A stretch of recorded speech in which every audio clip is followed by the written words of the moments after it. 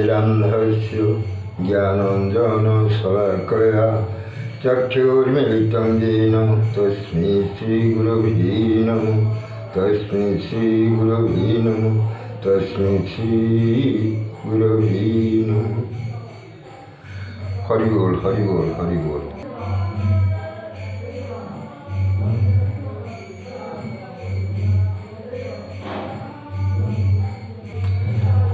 कौन आज्ञा बाया विषय कहबी दुख कहबी ना सुख कहबी जहाँ अंगली धैकी ताहा कहबी। दिनकर कथा है कौन माँ ये तुमको बाजणी माँ बोली समस्ते डाकती कि मु छोट पिला तथा 12-14 वर्ष हो गलानी माँ को पाखे सब प्रेजेंट। माँ मत दिने कहले अरे बा तू टे गोटे रिक्शा डाकी आने आम टे जा केन्द्रापड़ा नृसिंह टिकली मठ बाया पाख मुझे कौन एम दरकार पड़ा ना हाँ जा मुझे अपेक्षा करी बाया आसवाई बाया तो आसुनी आजी तार जिनपतर जहाँ सब दे आसला यही कथा कहले मत बरम पठे मुझे गोपालपुर पर्यटन सैकल गली सैकल जा भर गोटे से खंडियापड़ार गोटे लोक तक मोर देखाला कहले भाई रिक्शा टी आम दरकार माँ जी गोपालपुर गोपालपुर से गाड़ीर एत यातायात नाला खंडे गाड़ी मात्र चलता ढाबल बोली सी केन्द्रापड़ा जाऊला सेटा 8:45 मिनट छाड़े तेणु मुझे रिक्शा वाला कहली आमको 8टा भितर जाए गोपालपुर पहुँचे से कहले पैसा बरा दी आसी से कथा माँ को कहली माँ तर गोटे बाक्स सोना रूपा जहाँ था बाजार सबू भर्ती करी बाक्स हारी 20 किलो पाखापाखि वजन हम सुटकेस टीना बाक्स ताला दे मत धरवाई कल बात सब आम रिक्शा बसिलु रिक्शा बसई जाए जहाँ हूँ 8टा भितर आम गोपालपुर पहुँची गलु सब ढाबल गाड़ी जा माँ मुझे बाक्स सब धरिकी बसिलु तापर आम जा पहुँची जाइचु केन्द्रापड़ा बस स्टाण्ड ये पहुँचा पर सब गाड़ी समस्ते ओह्लैले आम भी ओह्लैलु बाक्स सब मुझे धरिकी तलक ओह्लैला से छिड़ा हेलु 2 जन से किसी समय छिड़ा हाँपर देखलु गाड़ी घोड़ार किसी आकार ना कौन करू माँ सब मत कहला अरे तू गोटे कथा कर तू गोटे रिक्शा वाला जाए कौटू डाकी आने मुझे माँ हो तुम छिड़ा हो बाक्स रहा मुझे जाऊँ गोटे रिक्शा वाला देखी डाकी आने किंतु जाऊ जाऊ कि बाट भर को जाइए जहाँ गोटे रिक्शा वाला देखला और मुझे भाई मत टे नबू टिकिली मठू कहला कई जन तुम अच्छ मैंने आज आम 2 जन अच्छु भाई मुझे निगा कहला आउ जने कहाँ मैंने आउ जने माँ आमर अच्छा सी बस स्टाण्ड अच्छे तुम चल तो कहला बस सब रिक्शा बसलु से बस स्टाण्ड गले गला माँ छिड़ा होती सब कहला आसलु मुझे हाँ सी जाए बसिले बड़ दुखर विषय बाक्स कथा सी कहले ना कि मुझे कहली ना माँ बाक्स आन बोली किंतु उभय बस बाक्स आगे से थुआई बस स्टाण्ड आज्ञा देखु बस स्टाण्ड केते लोक से बाक्स थुआई आम रिक्शा बसी आम आसी नृसिंह टिकली मठ खाली द्वार मुहर पहुँचु बाबा गोटे शिष्य से देखागले माँ को प्रणाम कले कहले बाबा सकाले आमर जो जलजोग होता से बाबा कहते केडारोड 2 जन लोक आसपाई प्रसाद रखिए यही कथाटा अपन चिंता करूँ केमी से जापर से अंतर कथा अंतर्जामी से सब कथा जानती तेणु से आगुरी कहते 2 जन प्रसाद रखा आज्ञा आम से पहुँची जाए समय 2टा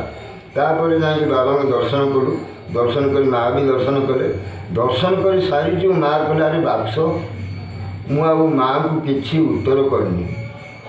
कौन करी से आज्ञा दौड़ी नृसिंह टिकली मठ पाखर आप बस स्टाण्ड पर्यटन केत बाट हम आप लक्ष्य करेंगे दौड़ी दौड़ी दौड़ी दौड़ी बाया बाया दौड़ी खाले बाया तो जिनस थी ठीक मुझे पाइली डाकी डाकी डाकी दौड़ी दौड़ी जाए जो पहुँच जाए देखे जहाँ निखुण अवस्था बाक्सटी छुआई सीटे मोर धई सही झाड़ फाड़ पूरा बही जाइए तेणु कौन करी बाक्सटी धरी सब से समय गोटे रिक्शा वाला आसी पहुँचली गला भाई टी आम गोटे टिकली मठ नहीं मत टे कहला हाउ चल बसली मुझे 2 टଙ୍କା 3 ଟଙ୍କା देली से मत टिकली मठ छाड़ा माँ को बाक्स देली माँ को से बाक्स देला माँ सब से बाक्स नहीं नालापर बाबा निर्देश है तुम जीवन बाबू से बाक्सटा दियो तो जीवन बाबू देगी ରହିଲା ପରେ ସେଇଠୁ ଏମିତି ତ ସନ୍ଧ୍ୟା ହେଲା ବାବା ଆମକୁ ଆଉ ଛାଡ଼ିଲେନି, କହିଲେ ନା ତୁମେ ଆଜି ଆଉ ଯାଇପାରିବ ନା, କାଲି ସକାଳେ ଯିବ, ସେଇ ଢାବରେ ଯିବ। ସେ ଢାବରେ ଯେମିତି ପୁଣି ତାପର ସକାଳେ ଆସିଲା, ତାପରେ ଆମେ ଆସି ପହଞ୍ଚିଲୁ ଘରେ। ଗୋଟେ ଆଶ୍ଚର୍ଯ୍ୟ କଥା, ବାବା କେମିତି ଜାଣିଲେ ଆମେ କେରଳାବୁଲି ଯାଉଛୁ, ତାଙ୍କ ପାଇଁ ପ୍ରସାଦ ରଖ, ସେଇ କଥାଟା ଆଜ୍ଞା ଆମେ କହିଲା ବେଳକୁ ରୁମ ଟାଙ୍କୁରି ଉଠୁଛି। ଏମିତି କେତେ କେତେ କଥା ବାୟାଙ୍କର ଅଛି, କିଛି ତାର ହିସାବ ନାହିଁ। ମୁଁ ଗୋଟେ ଲୋକ, ମୋତେ ଆସି 73 ବର୍ଷ ହେଲା, ମୁଁ ବାୟାଙ୍କ ଘର ପାଖ ଲୋକ, ବାୟା ମଠକୁ ମୋ ଘର ଲାଗିଛି। ତେଣୁ ମୁଁ ଯେତିକି ବିଷୟ ଜାଣିଛି ବାୟାଙ୍କ ବିଷୟ ମୁଁ ସେତିକି କହିବି, ଯେଉଁଟା ବାୟାଙ୍କ ଜନ୍ମସ୍ଥଳୀ। ତେଣୁ ଏଠି ମୁଁ କଲେ କ'ଣ ହୁଅନ୍ତା, ସବୁ ସେମାନେ କହିଲେ କରିବେ ଯଦି ଚାଲନ୍ତୁ ଯିବା, ସେ ବୁଝିବା। ସେ ଗାଁକୁ ଯେତେବେଳେ ଯାଇଛନ୍ତି, ସେ ଗାଁରୁ କିଛି ଲୋକ ବାବାଙ୍କୁ ଅଛନ୍ତି ବିଶ୍ୱାସ କରନ୍ତି ନା, ଆଉ କିଛି ବିଶ୍ୱାସ କରନ୍ତି। ସେଠୁ ବାବା ଯାଇ ତାଙ୍କୁ ଦେଖା କଲେ, କହିଲେ ବାବା ଆମକୁ ଗୋଟେ ଏଇଠି ଷ୍ଟେଜ୍ କରିଦିଅ, ଆମ କୀର୍ତ୍ତନ ମଣ୍ଡଳୀ, ଆମେ ଏଠି ଅଷ୍ଟପ୍ରହରୀ କରିବୁ। ଆଉ ବାବା କହିଲେ ମିଳିବ ତୁମର ସବୁ ଏଇଠି ବାଉଁଶ ଫାଉଁଶ ଇତ୍ୟାଦି? କହିଲେ ହଁ ଆଜ୍ଞା ସବୁ ମିଳିବ, ଆମେ କରିଦେବୁ। ଆଉ କ'ଣ କେମିତି ହେବ, ଆପଣ ତ ଏକା ହେଇଛନ୍ତି ନା, କ'ଣ ହେବ ସେ କଥା ମୁଁ ବୁଝିବି, ତୁମେ ମୋତେ ଖାଲି ଏତିକି କରିଦିଅ, କୀର୍ତ୍ତନ ମଣ୍ଡଳୀଟି ସଜାଇ ଦିଅ, ତାପରେ କ'ଣ ହେବ ସେ କଥା ମୁଁ ବୁଝିବି। ସବୁ ଏତିକି ଭିତରେ ସବୁ ଯାହା ହଉ ଗ୍ରାମବାସୀ ତାଙ୍କର ସେୟା କଲେ। ସେ ଭାବୁଥାନ୍ତି କ'ଣ କେମିତି କରି ଲୋକଟା ତ ଏମିତି ଆସିଛନ୍ତି, କିଛି ନାହିଁ, ଖାଲି 3 ଜଣ ଲୋକ, କ'ଣ କରିବେ, କ'ଣ ଧରିବ, କିଛି ଏପର୍ଯ୍ୟନ୍ତ ଦେଖାନ। ଯେମିତି କୀର୍ତ୍ତନ ମଣ୍ଡଳୀ ଆରମ୍ଭ ହେଇଛି, କୀର୍ତ୍ତନ ଆରମ୍ଭ ହେଇଛି, ସବୁଠୁ ଟ୍ରକ୍ ଚାଲିଲା ସେଠି। ଗୋଟିଏ ଟ୍ରକ୍ରେ ଆସି ମାଲ ପହଞ୍ଚିଗଲା, ଚାଉଳ, ଡାଲି, କଖାରୁ, କଦଳୀ, ବାଇଗଣ, ଭେଣ୍ଡି ଇତ୍ୟାଦି ଯେତେ ସବଜି ପରିବା ସବୁ ଆସିଲା। ସେଠି ଯାହା ହଉ ଅଷ୍ଟପ୍ରହରୀ ଶେଷ କରିବା ପରେ ତାଙ୍କର ମହୋତ୍ସବ ହେଲା, ତମ ଗାଁ ସାରା ସମସ୍ତେ ଖାଇଲେ। ଖାଇବା ପରେ ତଥାପି ମାଲ ବଳିଲା। ଏଇସବୁ କଥା ଆମେ ଆଖି ସୋଚ କରି ଦେଖିଛୁ ଏବଂ ଏହାକୁ ଅଙ୍ଗଲି ତା ଅଙ୍ଗଲି ଲିଭେଇଛୁ। ସେଇ ଗ୍ରାମବାସୀ ଯାହା ବିଶ୍ୱାସ କରୁନଥିଲେ, ଯେତିକି ଲୋକ